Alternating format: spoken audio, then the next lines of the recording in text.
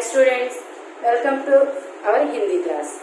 How are you students? I hope you all are fine. Today I am going to teach a new topic. आज मैं और एक नया पाठ पढ़ाने के लिए आई हूँ. Before going to teach a new topic, I want to ask some questions based on previous classes. आज का पाठ शुरू करने से पहले मैं आपसे कुछ प्रश्न पूछना चाहती हूँ. ध्यान से सुनकर उत्तर दीजिए. पहला प्रश्न है कि वर्णमाला के वर्णों के व्यवस्थित रूप को क्या कहते हैं? क्या कहते हैं बच्चों? वर्णमाला कहते हैं. Very good.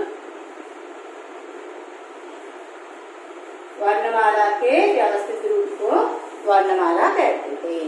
वर्णमाला के कितने भेद होते हैं?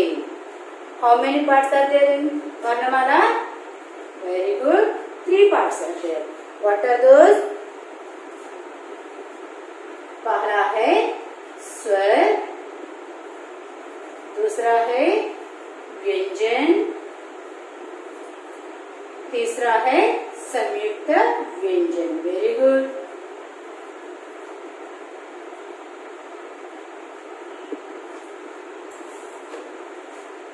आ से आहा तक होने वाले अक्षरों को क्या कहते हैं? क्या कहते हैं बच्चों? शाबाश. क्या है? स्वर कहते हैं. ऊष्म व्यंजन कितने होते हैं? कितने होते हैं? 4 होते हैं. क्ष, त्र, ञ, स्र. इन अक्षरों को क्या कहते हैं? क्या कहते हैं? संयुक्त व्यंजन कहते हैं. Very good.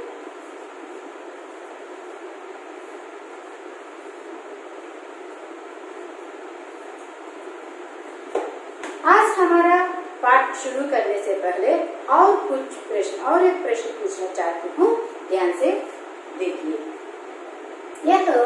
यह प्रश्न जो है वह मैथमेटिक्स से संबंधित है. ध्यान से देखिए बच्चों.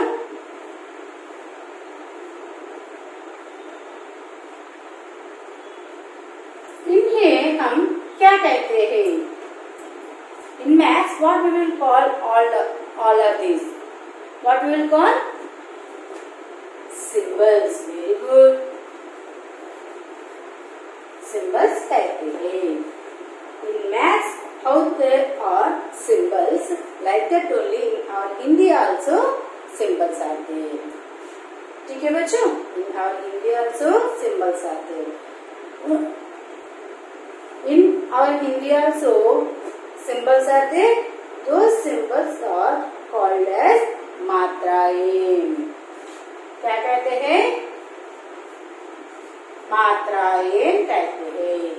आज हमारा व्याकरण पाठ का नाम है मात्राएं.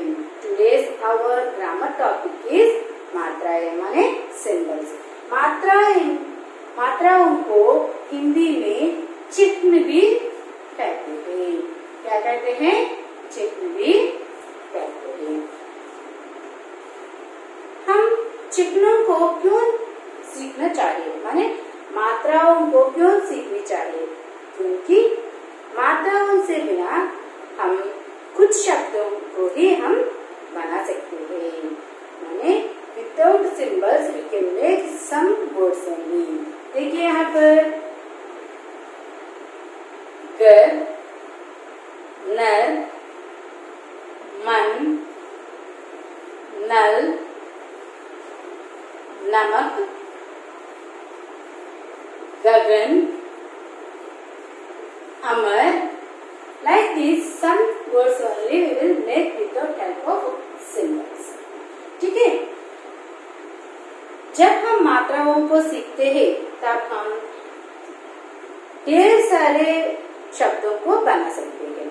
माने with the help of symbols we can make a lot of words. ठीक है बच्चों?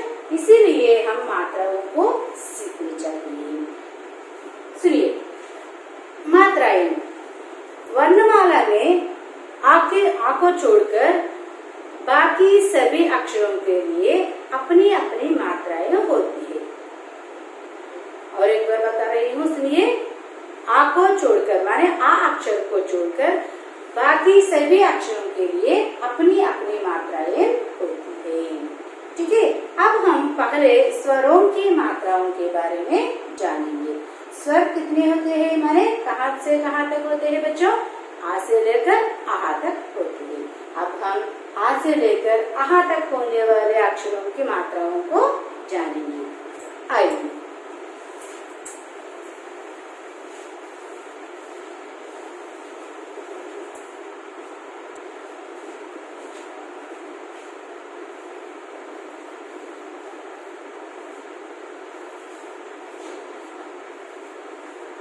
स्वरों की मात्राएं। पहले मैं आ से आहा तक होने वाले अक्षरों को लिख रही हूँ। देखिए, आ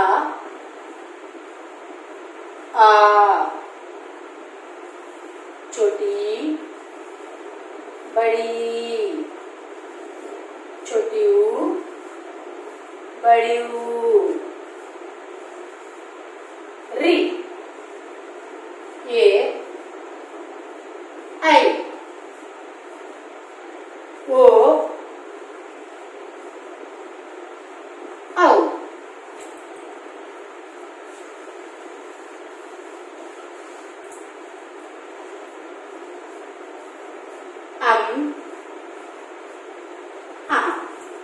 यहाँ पर देखिए बच्चों, मैंने लिख दिया कि आ से आहा तक अक्षर माने स्वर, ये सभी स्वर के अंतर्गत होती है।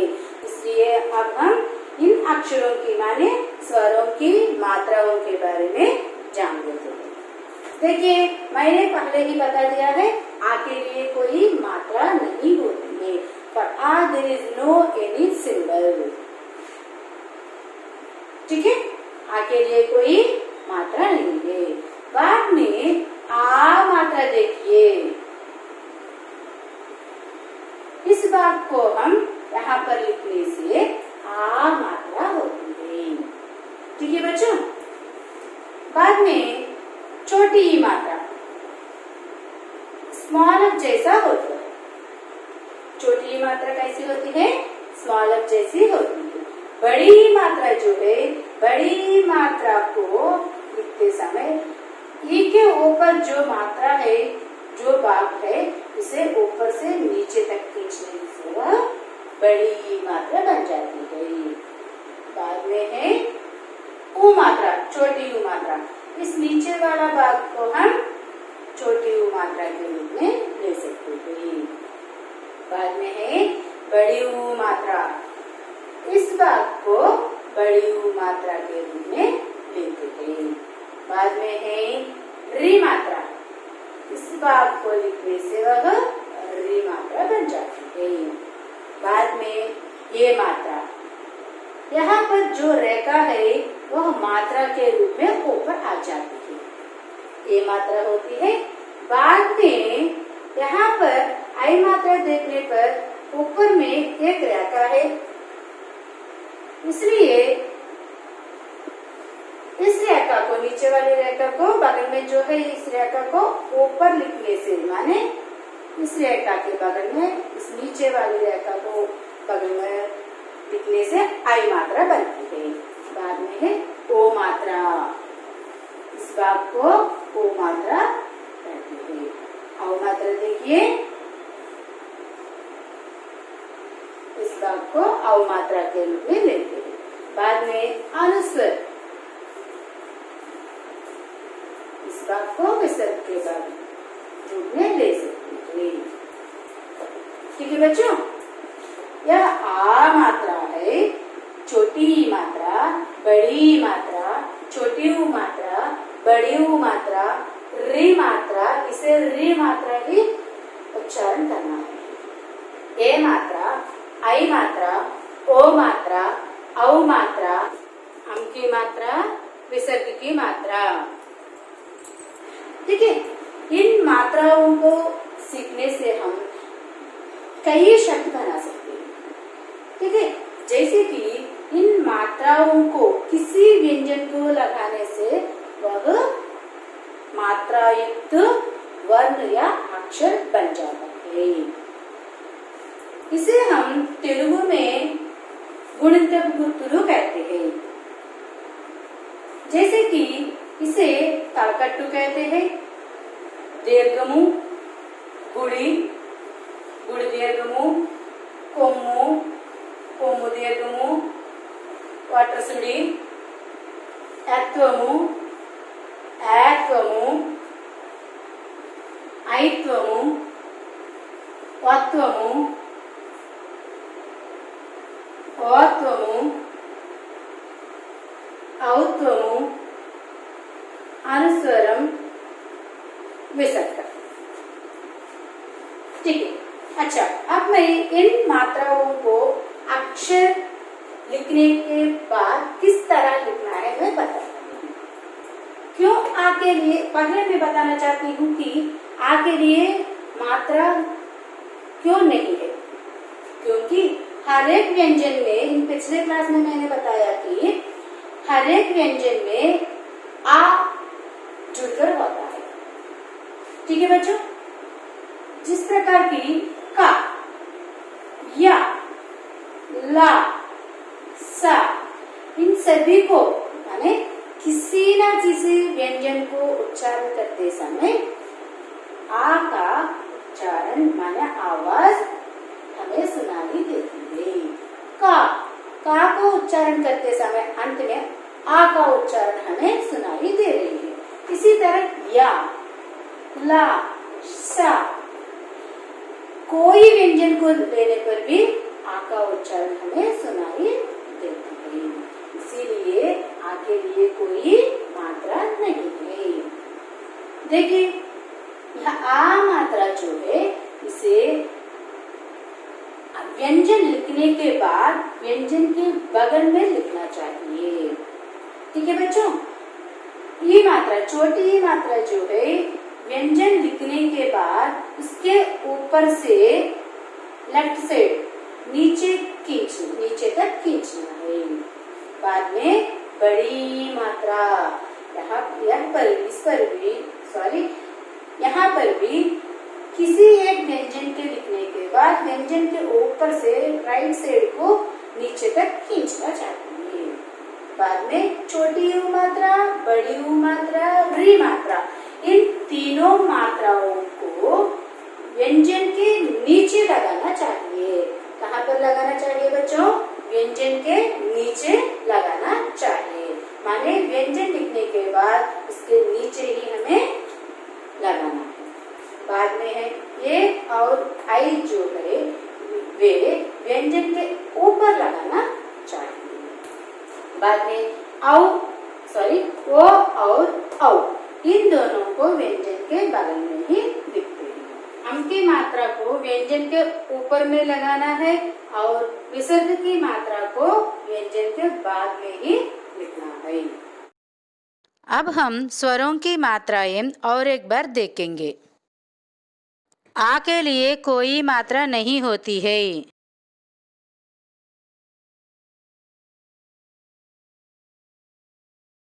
आ मात्रा,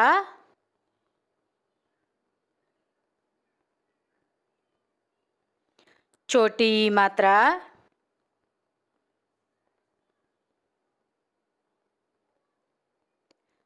बड़ी मात्रा,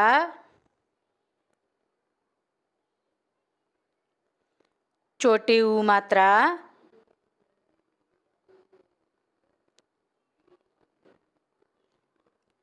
बड़ी ऊ मात्रा,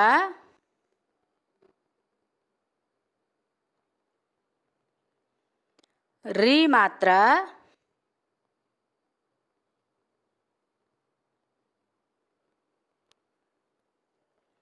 ये मात्रा,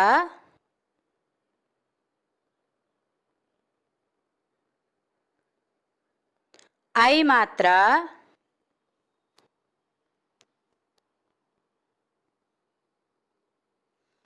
ओ मात्रा,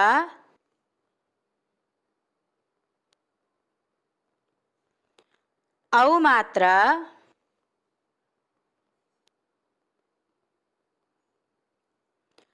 अनुस्वर,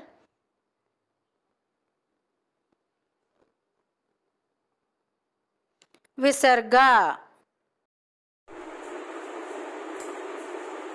अभी तक मैंने स्वरों की मात्राओं के बारे में पढ़ाया। अब मैं उन स्वरों की मात्राओं की सहायता से 12 कड़ियाँ किस तरह लिखना है पढ़ाऊंगी। शाम देखिए, अब हम सीखने जा रहे हैं 12 कड़ियाँ लिखना।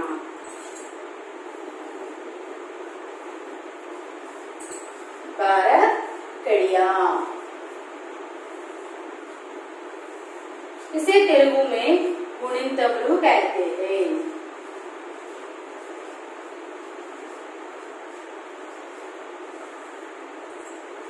पहले मैं स्वरों की मात्राएं लिखूंगी, उनकी सहायता से 12 कड़ियाँ किस तरह लिखना है देखेंगे। आ के लिए कोई मात्रा नहीं है। बाद में आ मात्रा, छोटी मात्रा, बड़ी मात्रा, ऊ मात्रा, बड़ी ऊ मात्रा, री मात्रा, ये मात्रा, आई मात्रा, ओ मात्रा, औ मात्रा, अम की मात्रा, विसर्ग की मात्रा। इन मात्राओं की सहायता से हम अब 12 कड़ी लिखेंगे। पहले मैं का 12 कड़ी के बारे में लिखूंगी। देखिए यहाँ पर किस व्यंजन के बारे में 12 कड़ी लिखते हैं? का व्यंजन के बारे में 12 कड़ी लिखते हैं।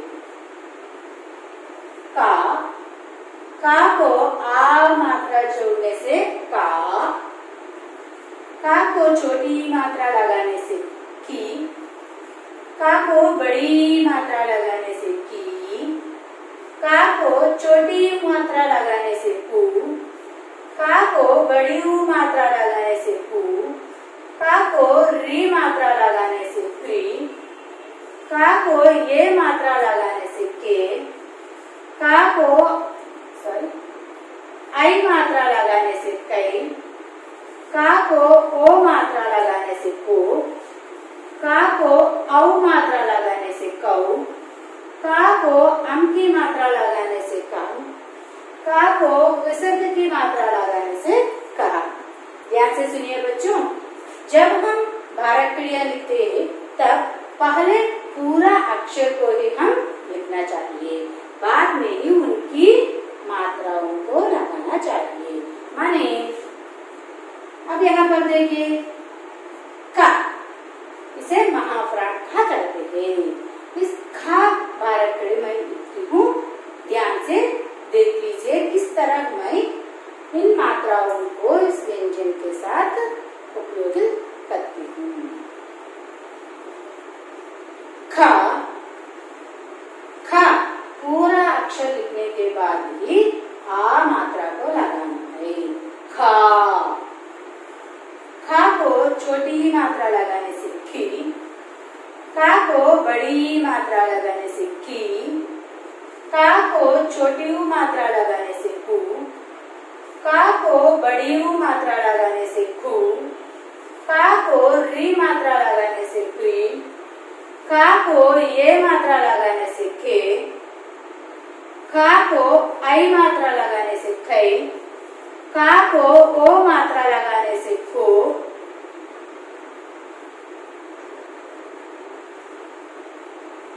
का को औ मात्रा लगाने से कौ, का को अनुस्वर लगाने से कहा, माने का को अम की मात्रा लगाने से कम, का को विसर्ग की मात्रा लगाने से कहा। बाद में इन्या के लिए कोई 12 कड़ी नहीं होती है। का वर्ग में का और खा के बारे में मैं बता रही हूँ। महाप्राण अल्पप्राण गा। इस अल्पप्राण गा की 12 कड़ी लिखते समय थोड़ा ध्यान से लिखना जरूरी है, क्योंकि गा के बगल में ही माने क्या व्यंजन में ही रेखा होती है, माने आ मात्रा जैसी होती है, इसीलिए ध्यान से लिखना चाहिए। गा पहले पूरा अक्षर को ही लिखना है। गा, गा लिखते समय गा पूरा अक्षर लिखने के बाद आ मात्रा को लगाना है। गा, गा को छोटी ई मात्रा लगाने से गी, गा को बड़ी ई मात्रा लगाने से गी, गा को छोटी ऊ मात्रा लगाने से गु, गा को बड़ी ऊ मात्रा लगाने से गु, गा को री मात्रा लगाने से ग्री, गा को ये मात्रा लगाने से गे, गा को आई मात्रा लगाने से गई, गा को औ मात्रा ओ मात्रा लगाने से गो, गा को औ मात्रा लगाने से गौ, गा को अम की मात्रा लगाने से गम, गा को विसर्ग की मात्रा लगाने से गा। इसी तरह वर्णमाला में जिन अक्षर होते हैं, माने वर्णमाला के व्यंजन में जिन अक्षर होते हैं उन सभी अक्षरों के लिए 12 कड़ियां इसी तरह के दिखते हैं। ठीक है बच्चों, लेकिन यहाँ पर रा 12 कड़ी लिखते समय जरा सा थोड़ा सा ध्यान से लिखना जरूरी पड़ता है, क्योंकि मैं यहाँ पर पढ़ा रही हूँ। देखिए रा 12 कड़ी, ठीक है। रा आ मात्रा लगाने से रा, री री, रा को छोटी ऊ मात्रा लगाने से रा के बगल में ही लगाना है छोटी मात्रा। ठीक है बच्चों, बाद में रा को बड़ी ऊ मात्रा लगाने से रा को इस तरह रेखा खींचकर बड़ी ऊ मात्रा को लगाना है। बाद में रा के लिए री मात्रा नहीं होती है, ध्यान से सुनिए, रा के लिए री मात्रा नहीं होती है। बाद में रे, रई, रो, रऊ, रम, रा। ठीक है, बाद में हा 12 कड़ी के बारे में देखेंगे, क्योंकि हा 12 कड़ी लिखते समय भी हम थोड़ा सा ध्यान से लिखना है। ध्यान से सीखिए बच्चों। हा,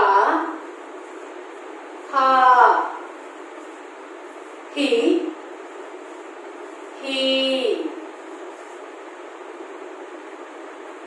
हू,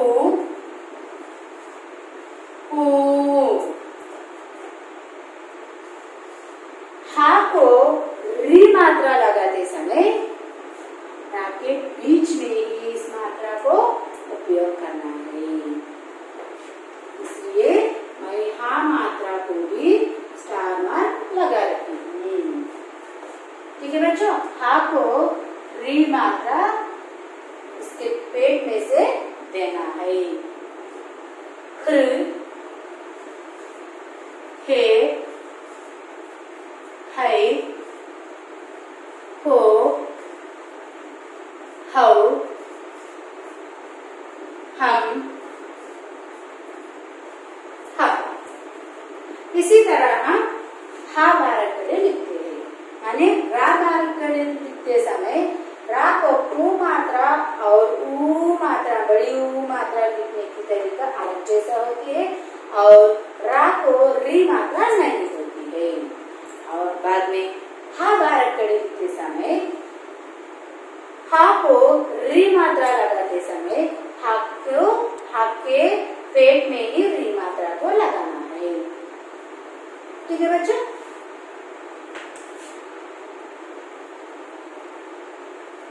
अभी तक मैंने 12 कड़ियों के बारे में बता दिया है, माने कुछ ही व्यंजनों की 12 कड़ियों के बारे में ही मैंने बता दिया।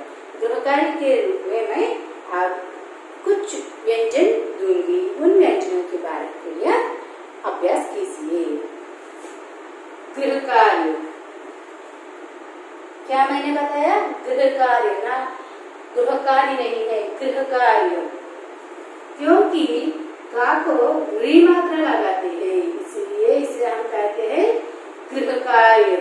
क्या कहते हैं इसे? गृहकार्य कहते हैं। गृहकार्य माने होमवर्क। आज हम